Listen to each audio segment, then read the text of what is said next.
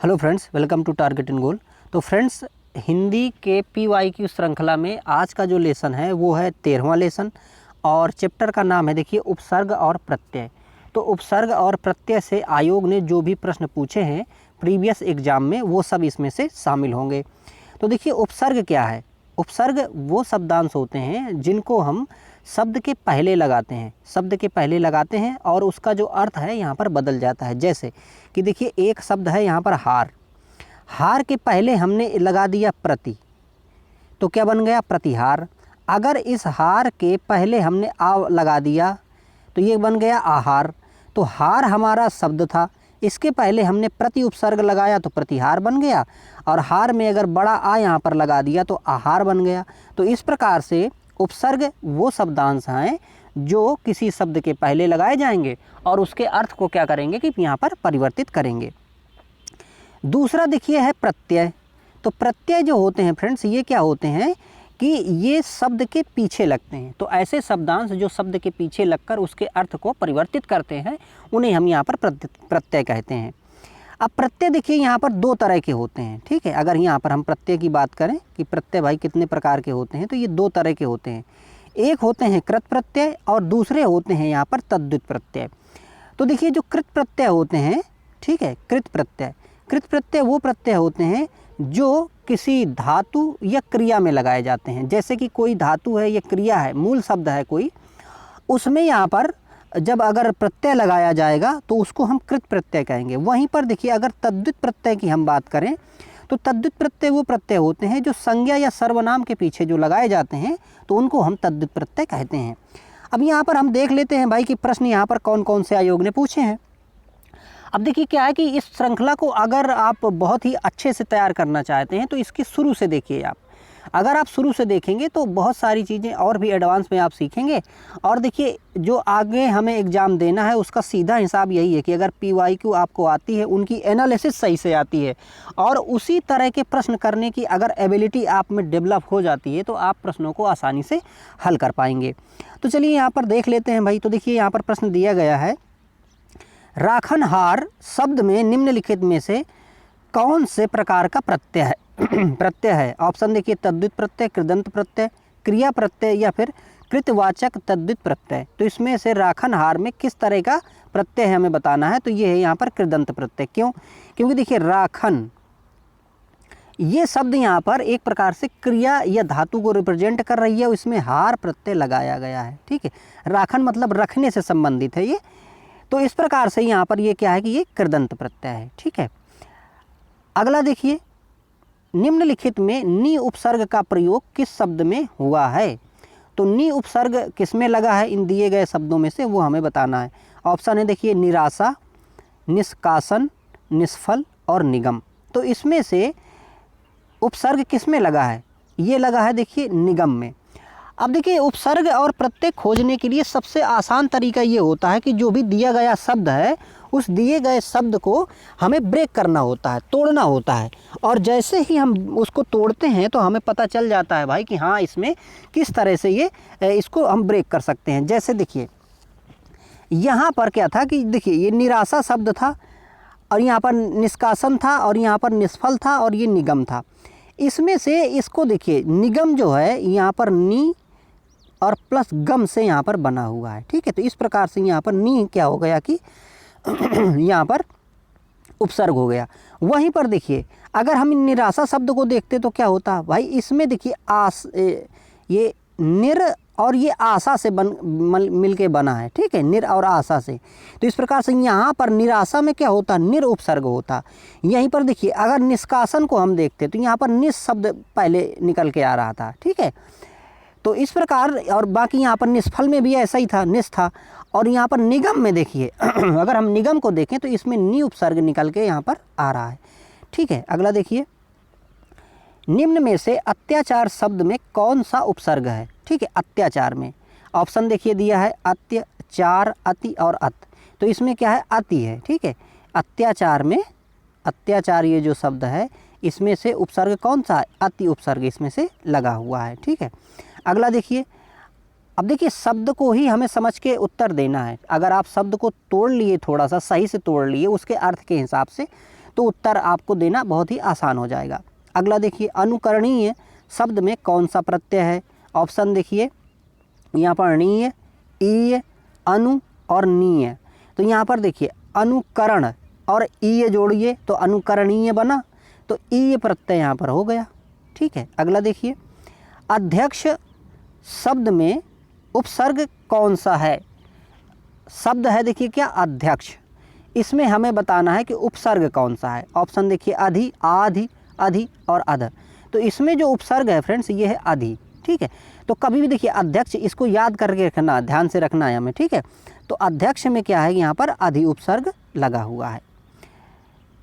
अब देखिए ये सारे देखिए प्रश्न आप देख रहे होंगे, जैसे देखिए ये वीडियो के एग्जाम में पूछा गया था, है ना। बाकी सब जो एग्जाम पीछे जो हुए हैं ना, उन्हीं का यहाँ पर पूरा कलेक्शन है। अगला देखिए, दयालु शब्द में कौन सा प्रत्यय है? दयालु, दया धन आलू।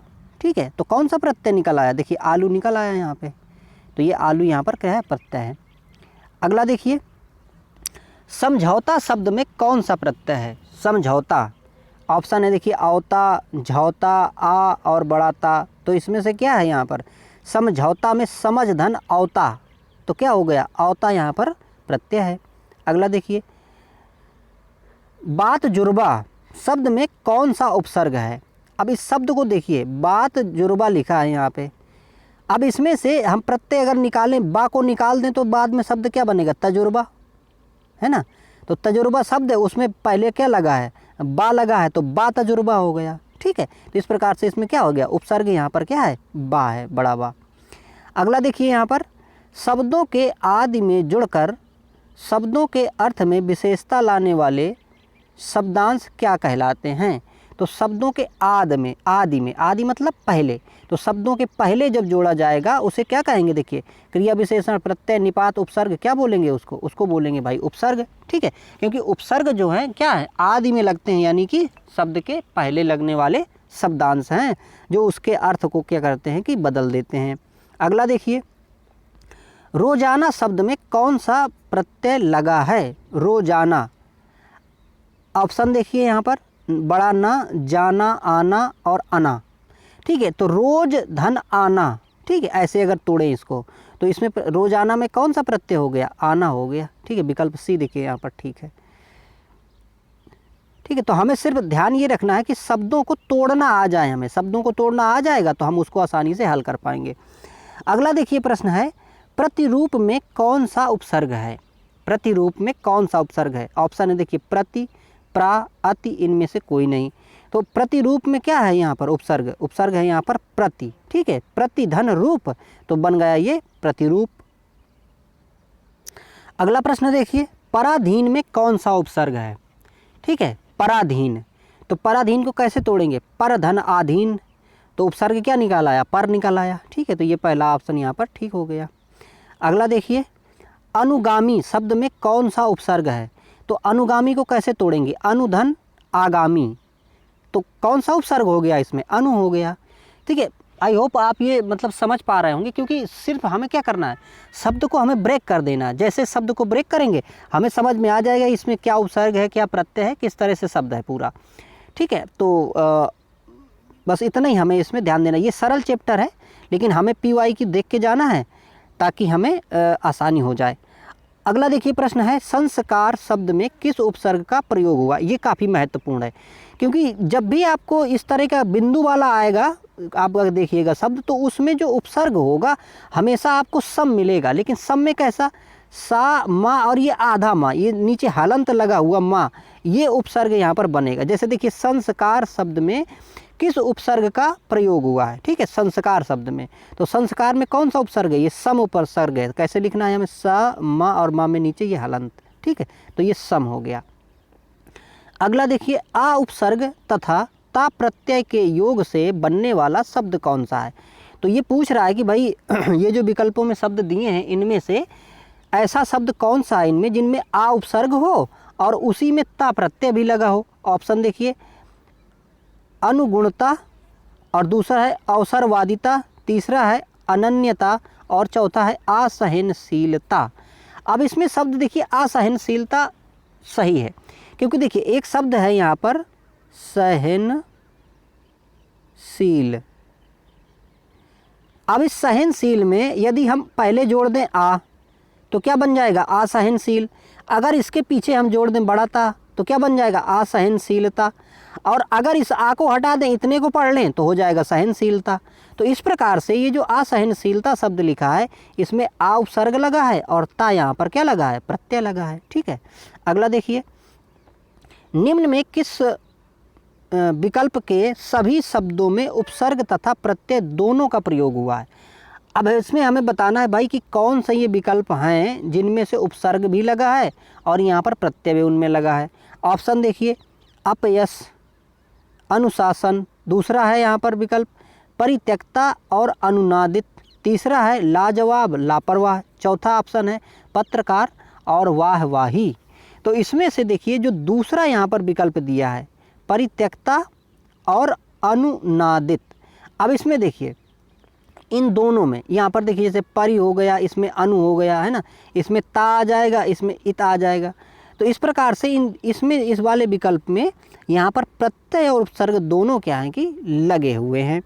ठीक है, अगला प्रश्न देखते हैं हम यहाँ, संयोग में किस उपसर्ग का प्रयोग हुआ है। ठीक है, संयोग में किस उपसर्ग का प्रयोग हुआ है। ऑप्शन देखिए सम, सन और सा के ऊपर बिंदी और यहाँ पर सु। तो देखिए अभी हमने चर्चा की थी कि अगर बिंदी वाला ये इस तरह का कहीं भी ये दिखता है हमें ये इस तरह का, तो वहाँ पर जो उपसर्ग होता है वो अधिकांशतः क्या मुख्यतः यही हमें मिलेगा कि सम ही वहाँ पर उपसर्ग मौजूद होता है। तो संयोग में सम उपसर्ग यहाँ पर लगा हुआ है। अगला देखिए, प्रत्येक शब्द में कौन सा उपसर्ग है। ठीक है, प्रत्येक शब्द में ऑप्शन देखिए प्रा, प्रति और एक या फिर एक। तो यहाँ पर हमें बताना है कि प्रत्येक में उपसर्ग कौन सा है। तो उपसर्ग भाई क्या है इसमें प्रति उपसर्ग है। ठीक है, अगला देखिए, दुरात्मा में कौन सा उपसर्ग है। दुरात्मा में उस पर उपसर्ग बताना है हमें। ऑप्शन देखिए दुर, दुरा, दुर और ये दुस। अब इसमें दुरात्मा में देखिए ये उपसर्ग यहाँ पर दुर है, लेकिन दुर कैसा यहाँ पर हलंत सहित। ठीक है, ये ध्यान रखना है हमें कि दुरात्मा में जो यहाँ पे दुर उपसर्ग आ रहा है ये हलंत सहित यहाँ पर आएगा। अगला प्रश्न देखिए, अधिकार में उपसर्ग है। अधिकार में कौन सा उपसर्ग है। ऑप्शन देखिए कर, कार, अधि और आ। तो कौन सा है इसमें है अधि। ठीक है, अधि इसमें से क्या है उपसर्ग है। अगला प्रश्न देखिए, प्रतिध्वनि में कौन सा उपसर्ग है। प्रतिध्वनि में क्या है उपसर्ग। ऑप्शन देखिए प्रति, प्रा, प्रत और प्रतिध्व। तो इसमें क्या है प्रति, इसमें प्रतिध्वनि में प्रति उपसर्ग है। ठीक है, अगला प्रश्न देखिए, निम्नलिखित शब्दों में से कौन सा शब्द संबंधवाची है। ठीक है, इसमें से क्या है कि संबंधवाची बताना है। ऑप्शन देखिए इसमें देव, देवी, दैवीय और देवता। तो संबंधवाची में क्या होता है कि जिसमें ई आए बाद में क्या है ई है वो होता है यहाँ पर संबंधवाची। तो इसमें कौन सा शब्द ऐसा है जिसमें ई समझ में आ रहा है दैवीय। ठीक है, तो दैवीय देव से यहाँ पर बना हुआ है ना, तो इसमें ई बाद में आता है। तो इस प्रकार से वो शब्द यहाँ पर संबंधवाची कहलाता है।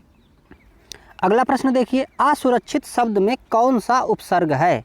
ऑप्शन देखिए आ, सु, आ प्लस सु और इत। तो देखिए असुरक्षित को शब्द को देखिए, असुरक्षित में दरअसल यहाँ पर देखिए ये जो शब्द है अगर यहाँ पर आ हटा दें तो ये बनेगा सुरक्षित, यदि सु को भी हटा दें तो क्या बनेगा रक्षित।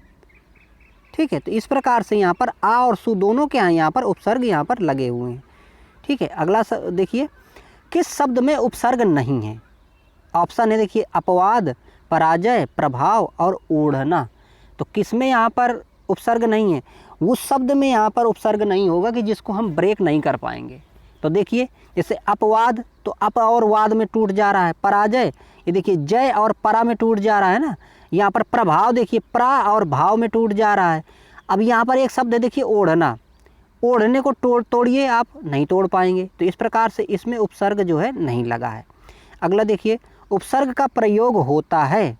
उपसर्ग का प्रयोग कहाँ होता है। देखिए शब्द के आदि में, शब्द के मध्य में, शब्द के अंत में या इनमें से कोई नहीं। तो कहाँ होता है शब्द के आदि में, यानी शब्द के पहले उपसर्ग का प्रयोग होता है।